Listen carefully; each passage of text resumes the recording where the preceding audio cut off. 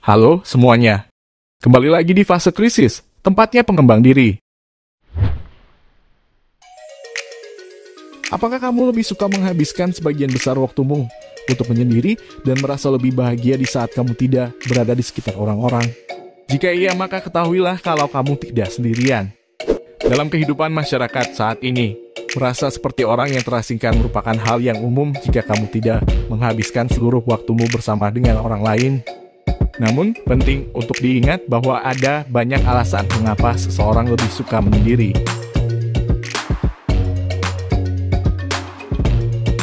Tetapi pernahkah terlintas di pikiranmu mengapa kamu merasa ingin menyendiri dan jauh dari orang-orang? Sebenarnya ada sejumlah alasan yang dapat menjelaskan mengapa kamu lebih memilih untuk menghindari situasi sosial, dan beberapa di antaranya mungkin akan membuatmu terkejut. Jadi tanpa basa-basi lagi, berikut adalah 10 alasan tersebut.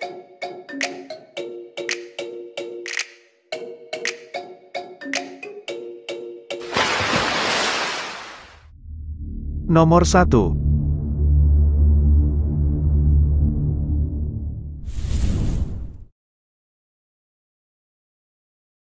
Introversi. Pernahkah kamu atau mungkin seringkah kamu diberitahu orang lain bahwa kamu harus lebih sering keluar rumah dan bersosialisasi dengan teman-temanmu? Jika begitu, maka kemungkinan besar kamu adalah seseorang dengan tipe kepribadian introvert. Perlu diketahui bahwa individu yang memiliki tipe kepribadian tersebut tidak mengidap sebuah penyakit atau kelainan, tetapi mereka pada dasarnya memang kurang suka berada di lingkungan yang ramai. Introvert sering dianggap pemalu karena sifat mereka yang kalem dan pendiam, tetapi itu tidaklah selalu benar. Mereka hanya kurang senang berinteraksi dengan orang lain, dan mereka mengisi ulang energi mereka dengan cara menyendiri. Itulah alasan mengapa sangat penting bagi introvert untuk beristirahat dari bersosialisasi, karena mereka membutuhkan ruang untuk mengisi ulang energi mereka.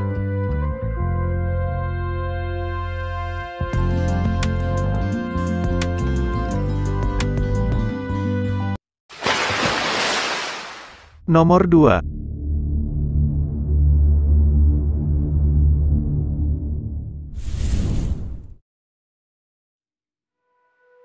Sensitivitas yang berlebihan terhadap lingkungan. Orang yang sangat sensitif memiliki sifat yang disebut sebagai sensitivitas pemrosesan sensorik, di mana mereka mengalami reaksi yang kuat terhadap rangsangan eksternal yang membuat mereka kesulitan dalam menjalani kehidupan sosial. Jika kamu adalah individu yang sangat sensitif, kamu mungkin akan merasa tidak nyaman saat berada di sekitar orang lain, karena sulit bagimu untuk memfokuskan perhatianmu kepada percakapan yang sedang berlangsung. Di saat ada begitu banyak hal yang terjadi di sekelilingmu, kamu mudah terganggu oleh bunyi-bunyi keras, lampu-lampu terang, dan gampang terdistraksi bahkan oleh hal-hal kecil, seperti melihat terlalu banyak warna, mencium bau yang menyengat, atau mendengar suara orang yang sedang mengunyah. Kamu merasa kalau kamu membutuhkan lebih banyak waktu untuk memproses informasi, dan kamu sering merasa kesal ketika orang lain tidak memperhatikan hal-hal yang kamu perhatikan. Perlu diingat bahwa sensitivitas pemrosesan sensorik adalah suatu hal yang nyata, dan itu bukanlah sesuatu yang bisa kamu hilangkan begitu saja.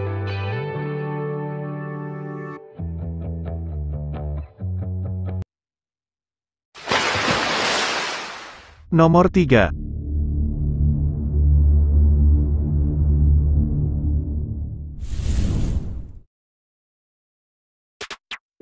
Tingkat kecerdasan di atas rata-rata.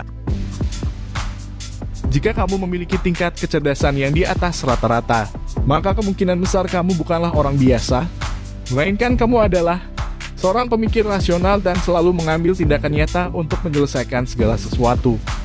Sementara orang lain sibuk memainkan handphone mereka atau melakukan hal-hal yang tidak ada manfaatnya sama sekali, kamu menghabiskan waktumu untuk berpikir, menganalisis, dan menyelesaikan kewajibanmu. Kamu tidak suka terlibat di dalam percakapan kecil yang tidak bermakna, karena kamu merasa kalau itu hanya akan membuang-buang waktumu. Sebaliknya, kamu ingin memiliki pembicaraan yang berbobot, yang membahas tentang ide-ide besar, ilmu pengetahuan, pengembangan diri, dan topik-topik positif lainnya dengan individu-individu yang mempunyai pola pikir yang sama denganmu. Intinya, kamu tidak suka berada di sekitar orang-orang yang tukang gosip, karena kamu menganggap bahwa kebanyakan dari mereka itu membosankan, baik dari apa yang mereka bicarakan hingga apa yang mereka lakukan.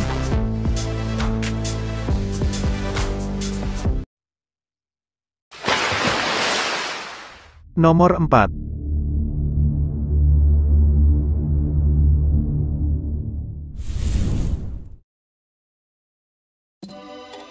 Kondisi kesehatan mental tertentu.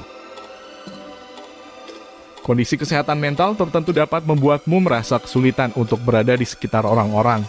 Misalnya depresi dapat menyebabkanmu merasa lelah, sedih, mudah tersinggung, dan kehilangan motivasi yang pada akhirnya membuatmu menjadi tidak menikmati hidup. Lalu gangguan kecemasan sosial menyulitkanmu untuk berinteraksi dengan orang lain, karena kamu mungkin merasa malu, takut dihakimi, atau mudah gugup saat berada di keramaian. Selain itu, gangguan kepribadian menghindar membuatmu merasa kesusahan untuk menjalin hubungan dengan orang lain, karena kamu merasa rendah diri atau tidak cukup baik. Pokoknya, kondisi-kondisi mental tersebut dapat menyebabkan seseorang untuk sepenuhnya menghindari situasi sosial.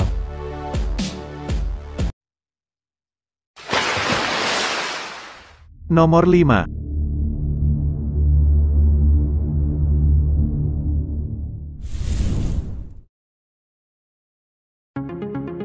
Merasa rendah diri dan kurang percaya diri. Salah satu alasan utama mengapa seseorang tidak suka berada di lingkungan sosial adalah karena mereka merasa bahwa mereka tidak dapat memenuhi ekspektasi orang lain. Mereka merasa bahwa diri mereka itu tidak cukup baik, tidak cukup pintar, atau tidak cukup menarik untuk bisa menjalin hubungan dengan orang lain. Mereka khawatir tentang apa yang orang lain pikirkan tentang mereka, dan merasa bahwa mereka akan dihakimi karena kekurangan-kekurangan yang mereka miliki. Perlu diingat, kalau kamu tidak nyaman dengan dirimu sendiri, maka kamu akan kesulitan untuk menjadi percaya diri saat kamu berada di sekitar orang-orang. Jika kamu terus-menerus merasa rendah diri, kamu akan menghambat pertumbuhan karirmu dan akan kesulitan dalam mewujudkan impianmu. Kalau kamu mungkin sekarang sedang mengalami hal-hal seperti demikian, mungkin sudah waktunya bagimu untuk mengikuti terapi dan konseling psikologi. Melakukan itu dapat membantumu merasa lebih baik tentang dirimu sendiri, sehingga kamu mampu menjalin ikatan pertemanan dan membangun hubungan positif dengan sesamamu.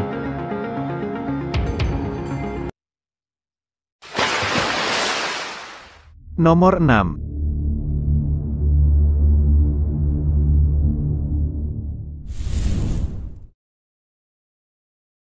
Kemampuan bersosialisasi yang kurang baik. Mungkin ini merupakan alasan lainnya mengapa kamu tidak suka berada di sekitar orang-orang. Jika kamu memiliki kemampuan bersosialisasi yang kurang baik, maka kamu mungkin tidak mampu untuk membangun hubungan pertemanan dan mempertahankannya. Kamu juga akan mengalami kesulitan terhubung dengan orang lain dan mungkin tidak mampu berkomunikasi secara efektif. Ketika kamu mencoba untuk berbicara, kamu terkesan canggung dan bahkan orang-orang bisa saja menganggapmu sebagai pribadi yang kasar dan tidak peka. Perlu diketahui bahwa ada beberapa alasan mengapa hal ini bisa terjadi. Mungkin kamu tumbuh besar di rumah, di mana kedua orang tuamu selalu bertengkar atau mungkin mereka hampir tidak pernah berbicara satu sama lain. Sehingga kamu tidak pernah tahu bagaimana cara untuk memulai percakapan atau mengekspresikan perasaan. Kabar baiknya adalah kemampuan bersosialisasi bisa dipelajari dan biasa. Hanya saja itu membutuhkan kesabaran dan latihan yang konsisten.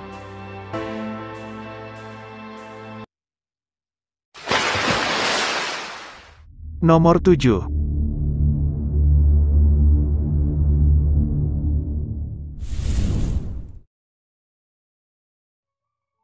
Penghindaran sosial akibat stres. Stres dapat didefinisikan sebagai sebuah bentuk ketegangan mental atau emosional yang diakibatkan oleh keadaan yang menyulitkan dan memberatkan batin. Ketika kamu merasa bahwa hidupmu terlalu sibuk dan melelahkan, wajar saja kalau kamu ingin menjauhkan dirimu dari orang lain, bahkan jika orang tersebut adalah orang yang kamu cintai sekalipun. Tetapi, meskipun ada kalanya hal itu boleh untuk dilakukan seperti saat kamu membutuhkan waktu untuk menyendiri setelah menjalani hari yang melelahkan, itu bisa saja menjadi sebuah kebiasaan. Faktanya, perilaku penghindaran sosial seperti ini dapat menyebabkan masalah yang besar dalam jangka panjang jika kamu tidak berinteraksi dengan orang lain. Terutama dengan mereka yang dekat denganmu, maka hubunganmu dengan mereka akan mulai merenggang dan kamu akan lebih sering merasa kesepian. Memang meluangkan waktu untuk menyendiri mungkin merupakan solusi termudah yang dapat kamu lakukan untuk menenangkan dirimu, tetapi janganlah terlalu sering melakukannya.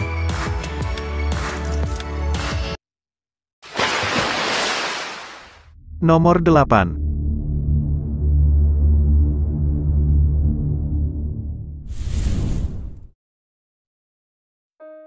Pengalaman traumatik. Jika kamu pernah mengalami kejadian atau pengalaman traumatik, maka kemungkinan besar kamu akan mengidap gangguan stres pasca trauma atau yang biasa dikenal sebagai PTSD.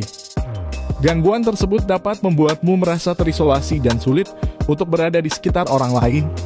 Kamu telah melewati masa-masa yang menyedihkan di masa lalu dan tidak ingin merasakannya kembali.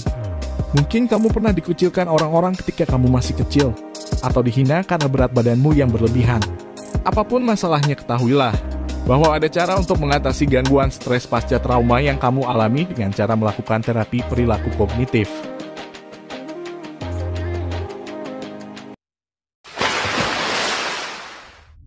Nomor 9.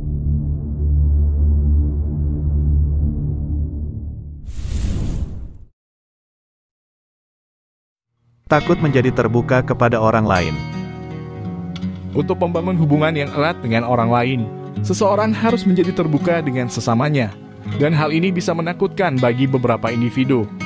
Kamu mungkin takut membuka dirimu kepada orang lain, karena kamu khawatir kalau mereka akan menolakmu setelah kamu menunjukkan sifat aslimu yang sebenarnya.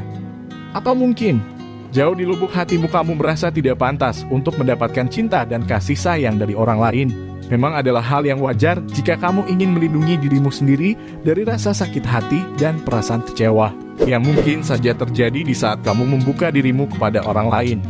Tetapi, ketika rasa takutmu akan keterbukaan begitu besar, sampai-sampai kamu sepenuhnya menghindari seluruh situasi sosial, itu akan mulai menahan dirimu dari mencari teman atau pasangan.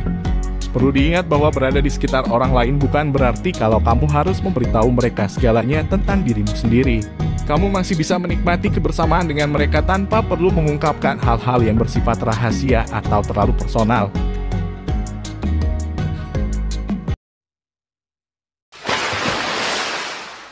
Nomor 10.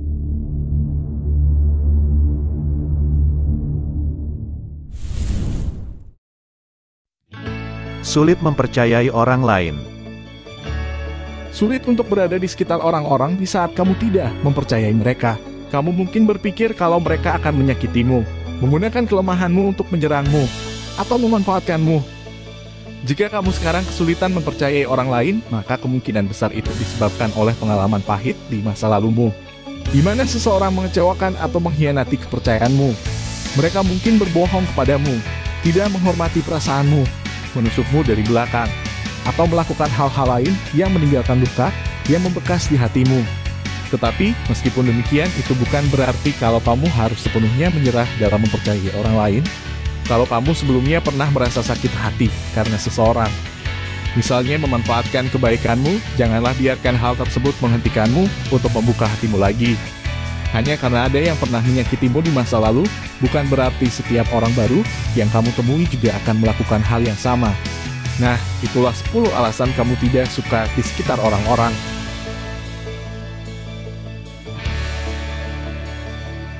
Terima kasih sudah menonton video ini hingga selesai. Semoga kita diberi rezeki yang berlimpah dan selalu dalam keadaan sehat. Tetap semangat guys. Jangan lupa subscribe, like, komen, dan share agar lebih banyak lagi orang yang tahu informasi ini. Sampai jumpa di video-video berikutnya.